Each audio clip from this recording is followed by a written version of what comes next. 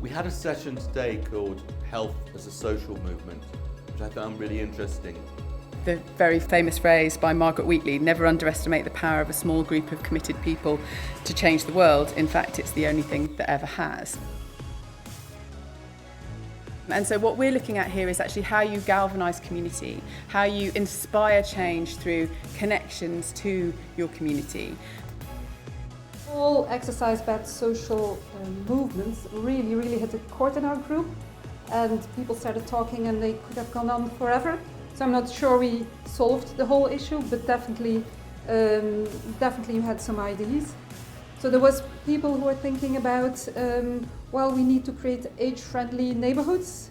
So you need shops in the centre of the towns, you need mixed functions. What can we do to get posts, lunch facilities for people, buses for transportation, and maybe can we do something that is replacing the function of the church, so people have their social networks and things like that. So that was one area of social movement we were thinking out. One of the things that we spoke about from the offset was, well, one of the most age-friendly communities is actually living in cities. The infrastructure development, the hospitals, the community basis is already there in cities to help people live more independent lives for longer. One of the big issues is actually transportation. Getting onto the London Underground is not a pleasant experience if you're over 80, despite all of the indications that you should give up seats for elderly people on the tube. We often find that the social consciousness isn't quite there in cities at the moment. So we started thinking about, well, how can we change that? How can we improve transport infrastructure for old people in these cities? We started to think about, well, can we do something around car sharing?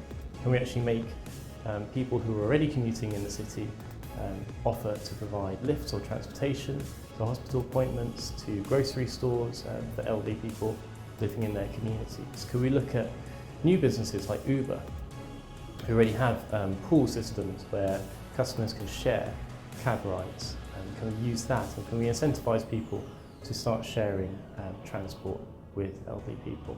Can we make drivers just more aware of how to react when they see elderly people crossing the streets? Because in London we're always in a rush, and actually if we cause elderly people to rush across the streets, that's where falls happen, that's where hospitalisations occur, and that's where lives are changed. So very simply, starting off with transportation. In our half an hour, we came up with something that we thought was maybe the beginning of a new social movement. And it's the helpful street party. So not just a place-based street party, which brings people together when you get permission from your local council to close down streets for a few days and reduce traffic. We thought, well, let's do that and really try and have the aim of creating new connections between people who hadn't met before but who live in the same area. And to have people wearing badges saying, I can help with gardening, I could help with shopping, I can help with internet things, for example, so that people might spark up conversations around activities and tasks. And they might not, but it allowed some freedom to just enjoy the food and be part of the party for the day, but it also might lead to new kinds of connections. And we thought that street party activity could be connected to other kinds of incentives like time banking and credit schemes in local areas, and also connected and supported via social media like WhatsApp. So here in this image we've got some people at the street party, we've got some people using WhatsApp, and we're thinking there's probably a national web platform that brings those together. What kind of social movement can shift us to having age-friendly neighbourhoods? And we reminded ourselves that actually we're not starting from a zero base.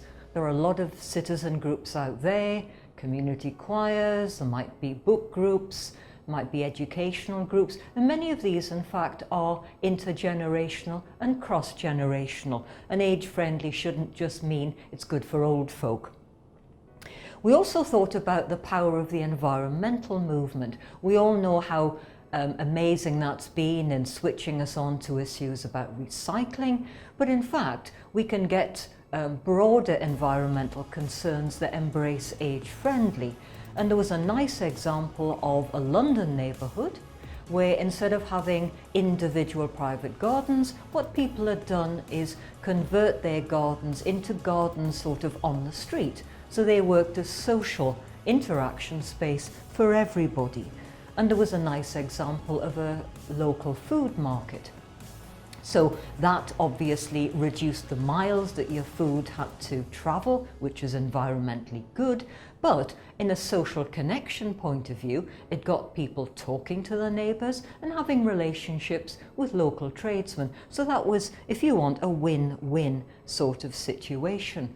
And we also thought about more formalised groups, which might be faith groups or political groups or elders' councils, groups of older activists who are apparent in many British towns and cities.